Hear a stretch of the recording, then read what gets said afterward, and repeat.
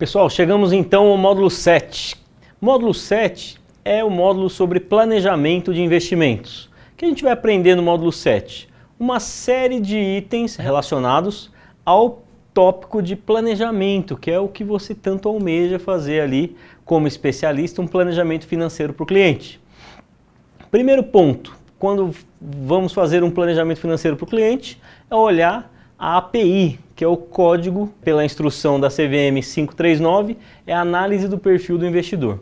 Não dá para fazer nenhum tipo de orientação financeira sem conhecer o cliente. Você não pode fazer uma alocação para um cliente conservador igual o que você vai fazer para um cliente dinâmico, um cliente arrojado. Então o primeiro passo do planejamento financeiro é a API.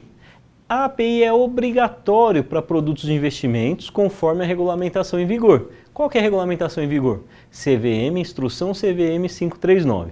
Todos os clientes que solicitarem aplicações iniciais nos produtos de investimentos, exceto a poupança, previdência e o fundo simples, fundo de investimento classificado como fundo simples, precisam ser submetidos ao enquadramento no API do cliente.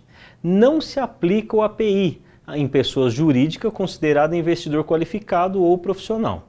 Não é que o investidor profissional ou qualificado esteja dispensado, é a pessoa jurídica considerada esse investidor, qualificado ou profissional, como vimos nos outros módulos. A API simplificada é opcional para o produto automático, que é o fundo simples, então você não precisa ir lá e tirar a API do cliente, já é aprovado num processo de automação, automático. Então, a coleta, a classificação e a caracterização de perfil são os 3 primeiros passos que você vai iniciar quando for fazer uma alocação de recursos. 2 pontos importantíssimos no processo. Divulgação do perfil após a coleta de informações. Então você vai divulgar isso dentro de um sistema, dentro de uma plataforma, se o cliente é moderado, se ele é conservador, se ele é dinâmico, e a partir dali você vai ter ferramenta para tratar da alocação de recursos do cliente. Quando o cliente está desenquadrado, ou seja, ele é um cliente conservador, a gente vai lá,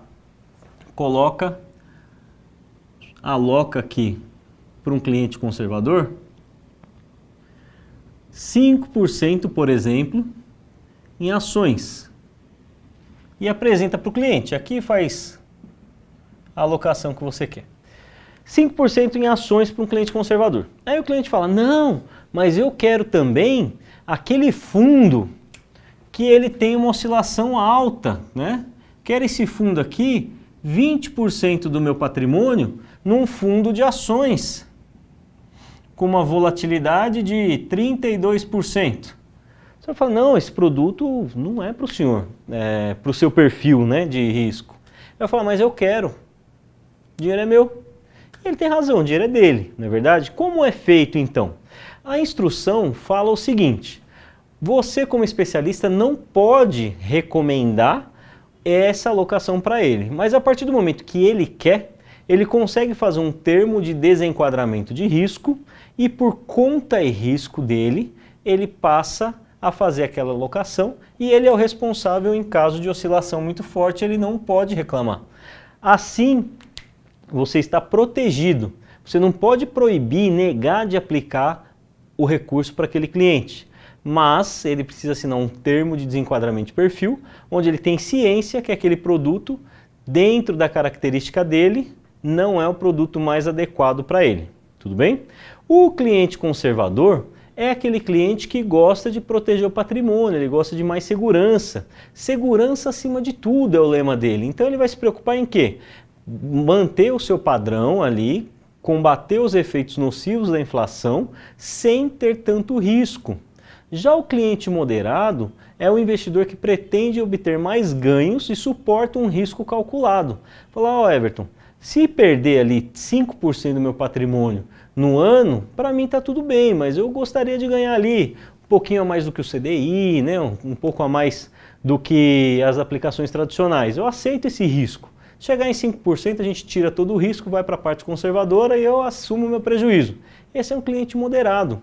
E o cliente dinâmico, o cliente agressivo, né, arrojado, ele quer ampliar o patrimônio dele, independente do custo de capital que isso pode oferecer.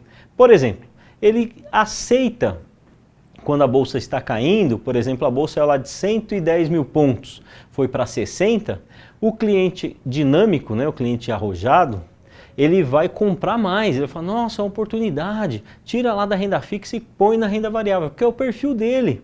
Agora, o cliente conservador, se acontece um negócio desse, o cliente ele tem uma sensação de perda, uma sensação de dor, que é real. Então, a gente não pode colocar produtos sem respeitar o perfil do investidor.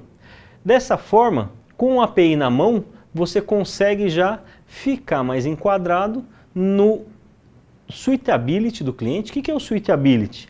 É um documento, é um processo desencadeado a partir da recomendação de produtos. No caso, valores mobiliários, e da realização de operação através da prestação de serviços, seja através de um fundo de investimento, seja através do mercado secundário de renda fixa. O suitability é baseado na instrução CVM 539 e ela que rege e protege tanto o cliente quanto você como profissional. O suitability é uma regra que estabelece alguns pontos que têm que ser observados. Primeiro, objetivo do cliente. Qual que é o objetivo do cliente? Objetivo de curto, médio, longo prazo? Qual a situação financeira do cliente? O cliente ele é alta renda ou ele está alta renda? Às vezes o cliente vendeu um imóvel, recebeu uma herança, tem algum recurso pontual e você, através de uma entrevista, de um bate-papo com o cliente, que é o suitability, você vai perceber que ele vai precisar dessa liquidez aqui no curto prazo, ele recebeu esse dinheirão, mas ele está um pouco endividado, vamos direcionar para produtos que tenham uma liquidez maior. E se o cliente possui conhecimento necessário para compreender o risco que ele está ali nesses produtos. Ou seja, eu não posso tirar o cliente lá da poupança e colocar o cliente todo num risco, mesmo que o perfil dele seja dinâmico, essas coisas, preciso ir aos poucos, né? Doses homeopáticas para sentir o cliente. Uma coisa é certa, pessoal, todo cliente é agressivo, dinâmico e quer aplicar na bolsa quando a bolsa está em alta.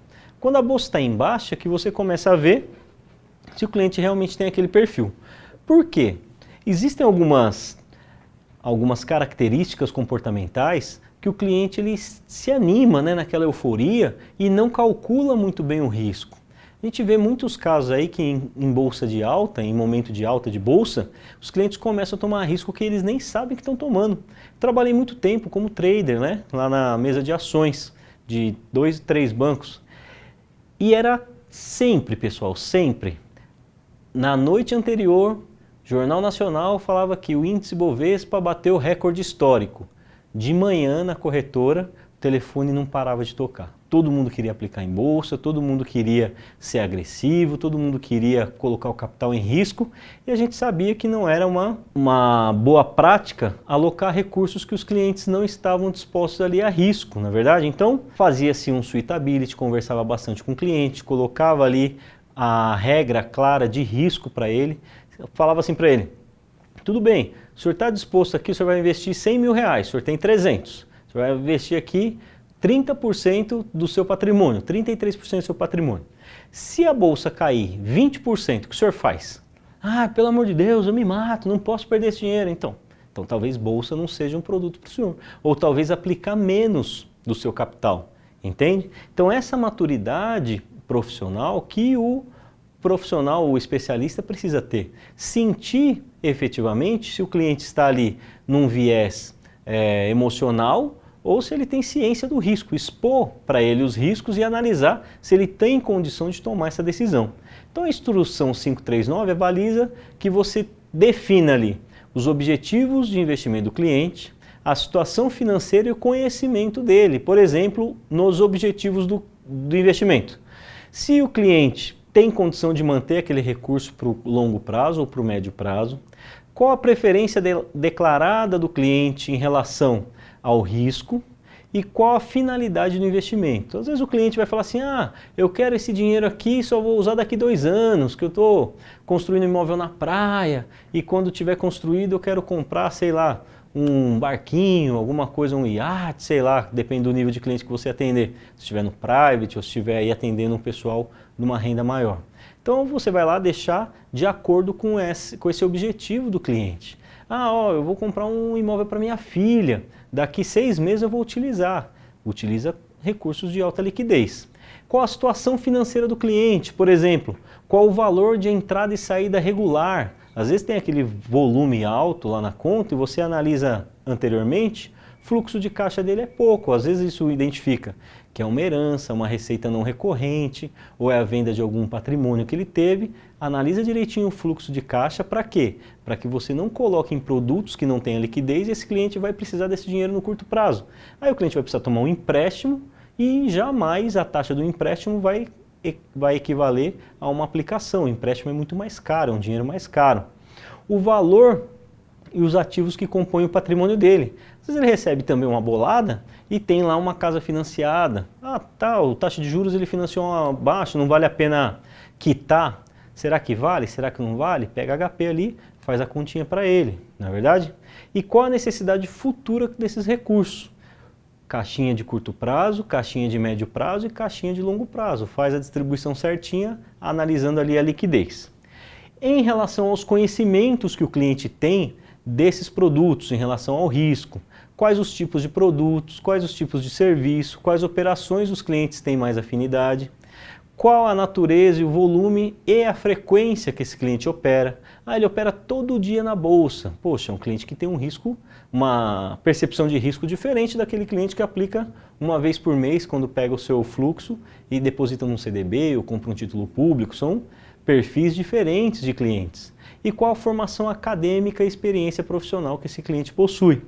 E, infelizmente, é uma questão bem constrangedora. Muitas vezes eu atendia clientes que tinham patrimônios elevadíssimos. Só que a experiência e a formação acadêmica dele era um pouco abaixo do que o patrimônio dele representava. Por exemplo, o cliente tinha posto de gasolina, tinha 5ª, 6ª série. Na hora de fazer o suitability, o cliente ficava um pouco constrangido, mas a instrução 539 pede que você faça essas perguntas para ele. E aí vai da sua experiência profissional, da sua senioridade, nunca, jamais deixar um cliente constrangido em relação a isso. Leva num tom de brincadeira, pergunta de uma forma discreta, mas é uma obrigatoriedade aí da instrução 539. O artigo 2º dessa instrução que exige que você pergunte isso daí. Qual é o escopo e a categorização dos valores imobiliários que você pode trabalhar?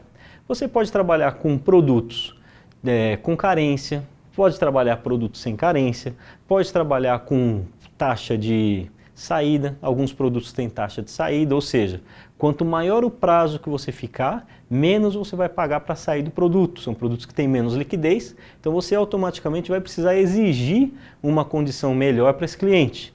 Tenho 2 produtos, um produto A e um produto B. O produto A tem taxa de saída para 3 anos e o produto B não tem taxa de saída nenhuma. O produto A ele vai ter que remunerar melhor o seu cliente, não é assim que funciona? Então sempre trabalhar olhando o que pode ser melhor para o cliente. A CVM dispensa o suitability para algumas categorias, como a gente já viu lá no comecinho. Investidor qualificado, que seja um PJ, investidor qualificado, clientes com carteiras ou valores imobiliários administrado por um administrador de carteira. O que significa? Poxa, tem um produto lá que é um produto chamado carteira administrada, tem um gestor específico que vai fazer essa gestão. Então o cliente vai lá, assina um termo, deixa os poderes com esse gestor, desta forma não precisa fazer o suitability porque o gestor já está tomando ali as devidas providências, os devidos cuidados. Quais os fatores dominantes dentro de um suitability, de um processo de suitability? Ciclo de vida, conhecimento de mercado, objetivo e horizonte de investimento do cliente. De que forma isso funciona? De maneira geral, tem algumas fases na vida do cliente, onde, por padrão, a gente tem um balizador. Não é regra, isso daí não é regra. Isso aí é alguns balizadores. Se o cliente possui até 35 anos é a fase de acumulação de reserva. Então se a gente tem aqui uma curva, Vamos chamar isso aqui de curva da vida, tá? Começa aqui e depois gradualmente vai caindo. O que a gente tem aqui, ó? Com 35 anos, o cliente está na fase de acumulação de reserva, onde ele deseja guardar para aumentar suas reservas e adquirir algum bem. Uma casa, adquirir um carro, adquirir um imóvel de veraneio. Dos 36 aos 60 anos,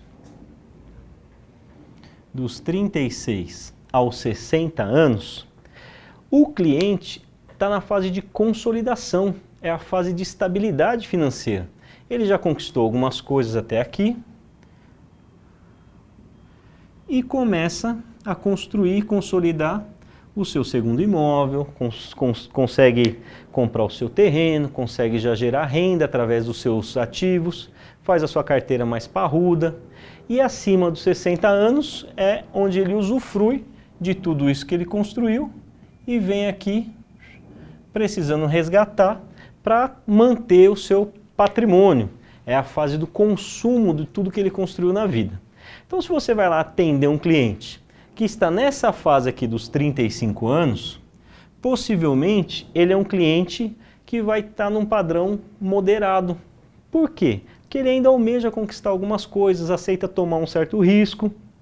Talvez seja um cliente ali que terminou o seu MBA, terminou a sua formação, está numa fase de ascensão de carreira, ele vai aceitar um pouquinho mais de risco para que chegue aqui nessa fase dos 36 aos 60, que é a consolidação, um pouco mais tranquilo. Independente dessa primeira fase, que a gente vai chamar de fase 1, ou da fase 2, você precisa distribuir o recurso desse cliente em 3 caixas. Caixa de curto prazo, caixa de longo prazo e caixa de médio prazo. Eu aloco aqui para minha reserva de emergência, onde eu tenho que priorizar a liquidez, não me preocupo aqui com rentabilidade. Aloco uma parte para minha reserva de longo prazo. Dentro da reserva de longo prazo, separo uma caixa para aposentadoria, onde eu vou priorizar aqui segurança. E na minha reserva de médio prazo é antecipação dos sonhos. E é aqui que você vai focar no suitability do cliente. Um cliente que é mais moderado, um cliente que é mais arrojado, um cliente que é conservador, aqui vai ficar a nossa parcela de risco. Por quê? Porque se tudo der errado, se aparece aí uma coronavírus parte 2, se aparece uma greve dos caminhoneiros, se aparece qualquer coisa, eu tenho recurso, o cliente tem recurso suficiente para suportar esse momento de crise, sem passar aperto. Agora, ele vai ter uma queda no seu retorno financeiro? Vai ter. Só que o retorno financeiro em queda é muito suportado a partir do momento que eu não tenho impacto no dia a dia. Se eu tenho impacto no dia a dia, poxa, corta minha televisão, corta meu celular, eu não tenho dinheiro para pôr gasolina no meu carro, já começo a ficar estressado. Eu vou querer tirar dinheiro da minha aplicação financeira, que está aqui no risco, e vai ser um mau momento para eu tirar esse dinheiro, porque vai estar tudo em queda. Agora, se eu tenho minha reserva financeira e essa reserva de emergência me suporta os meus gastos, não impacta muito o meu custo de vida, o meu estilo de vida, na verdade, eu consigo passar por essa crise financeira sem realizar saque desnecessário no meio do caminho. Melhor ainda, se eu consigo boas oportunidades para minha aplicação de longo prazo.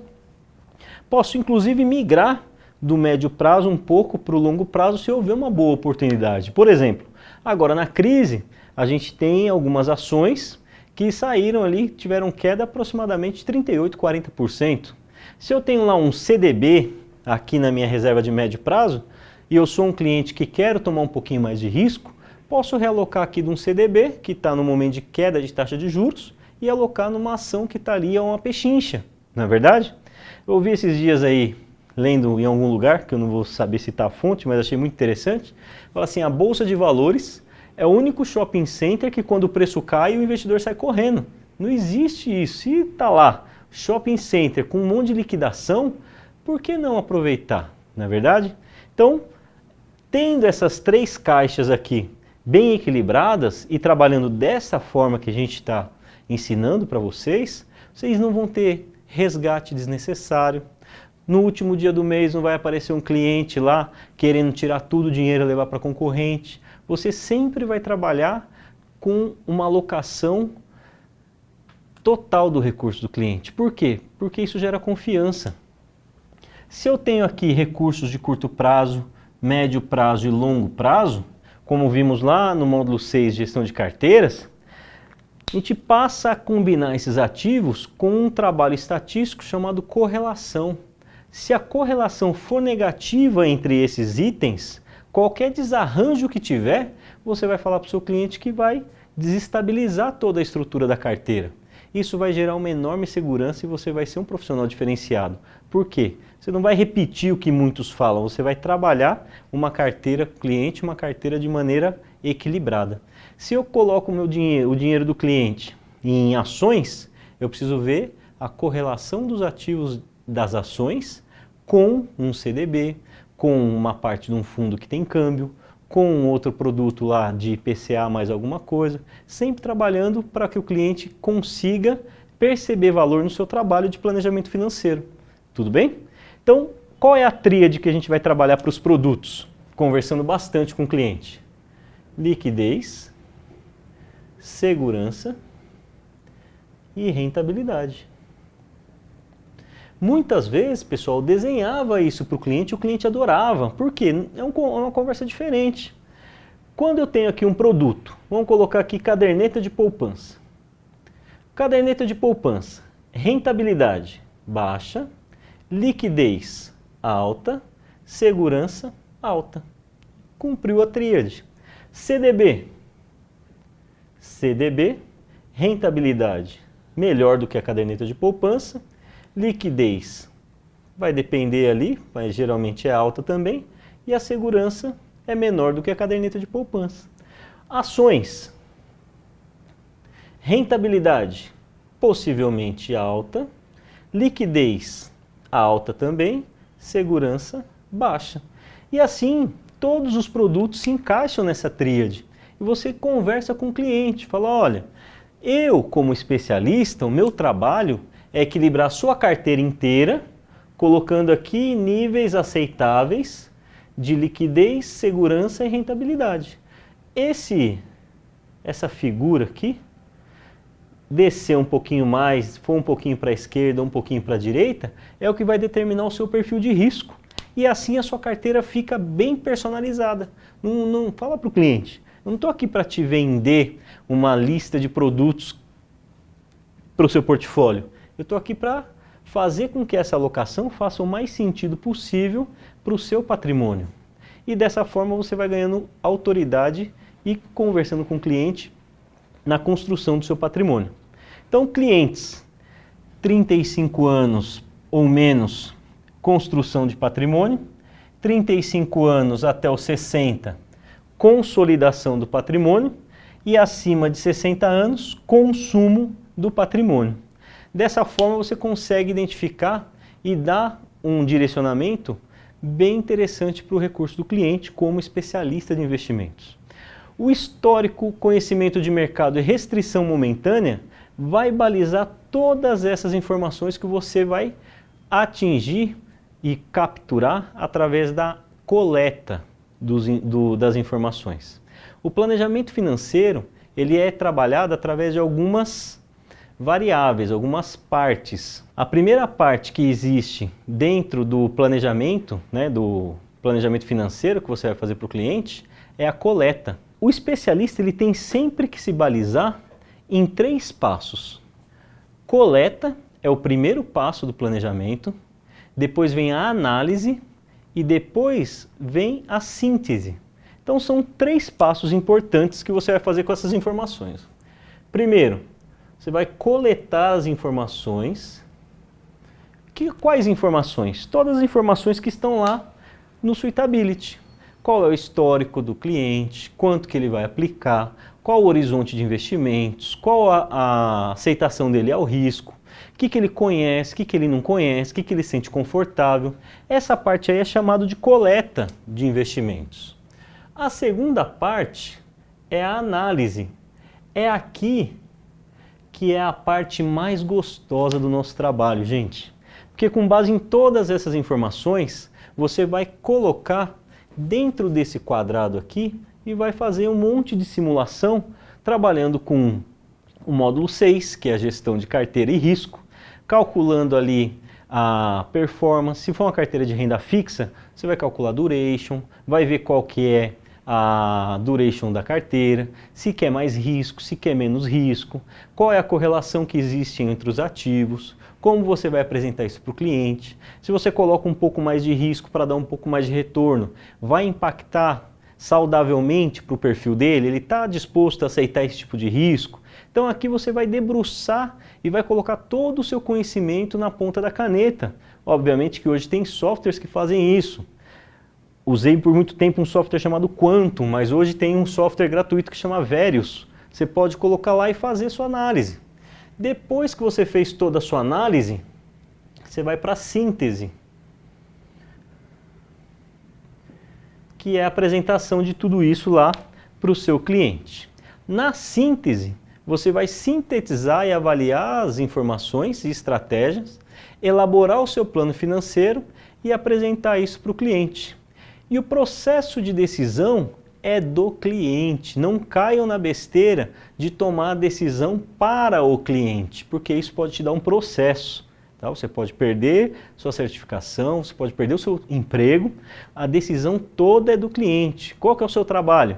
Entender e explicar para o cliente as principais características do produto em relação a risco, em relação à liquidez, em relação à segurança, explicar quais são os níveis de volatilidade, né? Aí volta ao tema de risco, que o cliente pode suportar. Faz uma simulação, fala, essa carteira apresenta 5% de volatilidade. O que que significa? Ah, se eu apliquei 100 mil reais, 5% pode ser que ele perca, né? Pode ser que seja 5 para mais, 5 para menos. Com qual probabilidade disso acontecer? Conversa com ele sobre o VaR, né, que a gente viu lá no módulo 6.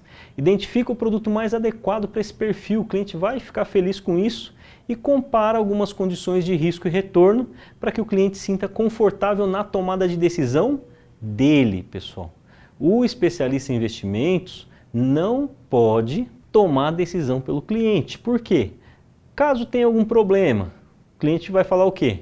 Não, mas foi você que fez essa aplicação para mim. Ou, partindo para um lado mais ingênuo, né? O seu perfil de investidor pode ser diferente do perfil do cliente, então você vai tomar uma carteira com um pouco mais de risco do que seria o mais adequado para o cliente. Avalie a performance, explica para o cliente que rentabilidade passada não quer dizer rentabilidade futura, que ali é só uma simulação, mas a probabilidade que isso aconteça é grande, né, de acordo com o estudo que você fez. Recomende e justifica as mudanças no portfólio, fala para ele que é importante conversar ali de tempos em tempos. O perfil de risco e o perfil de mercado muda com uma certa frequência, então conversar em relação a toda essa dinâmica com o cliente vai fazer com que você se torne um profissional diferenciado, com que você faça um bom planejamento para o cliente. Dessa forma, você consegue utilizar alguns pontos técnicos na explicação onde o cliente vai se sentir mais confortável na tomada de decisão. O primeiro ponto que você precisa analisar para fazer uma síntese bem feita, para fazer ali uma tomada de decisão na recomendação mais assertiva, é um negócio chamado fluxo de caixa.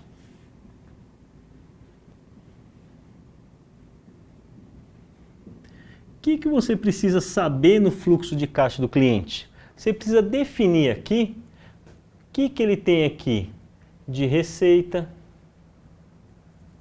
o que ele tem de despesa, se essa receita, o que ele tem de receita fixa e de receita variável. Da mesma forma, o que ele tem de despesa fixa e o que ele tem de despesa variável. Receita fixa. Receita fixa é aquela receita que tem um nível de previsibilidade. Por exemplo, aposentadoria, salário, aluguel, né, no caso do recebimento de aluguel, e receita variável. Por exemplo, se o profissional, né, se o cliente dá aula, se ele vende alguma coisa esporadicamente, se ele tem uma lojinha no Instagram, lá, alguma coisa assim, se entra alguma receita para ele, que é uma receita não previsível. Dessa forma você consegue entender qual é o fluxo de caixa do cliente e ver se ele é um cliente superavitário ou um cliente deficitário. Receita fixa, salário, aposentadoria, tudo que tem uma previsão com mais certeza. Receita variável, se o cliente dá aula, se ele vende alguma coisa, se ele recebe bônus ou participação nos lucros, tudo isso é variável. E as despesas? Despesas fixas. O que são despesas fixas? Despesas fixas são despesas que também têm uma previsibilidade de acontecer. Despesa fixa é aquela despesa que varia muito pouco.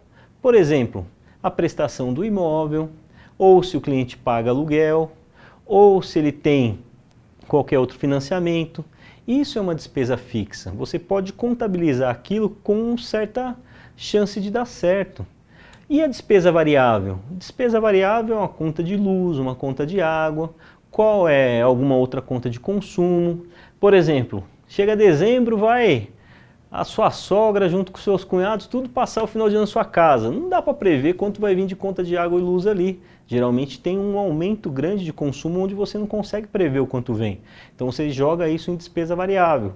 Como você calcula uma média de despesa variável? Pega os últimos 3 dezembros que sua sogra veio com seus cunhados e tira uma média disso para ter uma certa previsão, mas não é muito assertivo. Dessa forma você consegue ter um fluxo de caixa interessante, você consegue identificar se o cliente é superavitário ou deficitário, e a partir do momento que ele é deficitário, entra nessa espiral aqui. Criação de patrimônio, ajudar o cliente a criar o patrimônio dele. Agora, se ele é deficitário, a gente vai trabalhar ajudando o cliente a mudar para o lado de lá. De que forma que a gente ajuda o cliente a ir para o lado de lá? Fazendo um grande mapa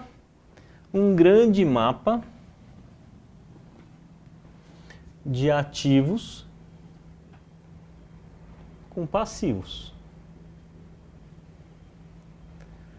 Quais são os ativos que o cliente tem?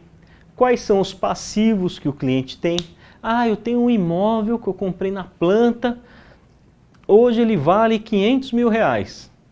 Legal, parabéns, só que desses 500 mil reais, quanto está pago? Quanto é teu?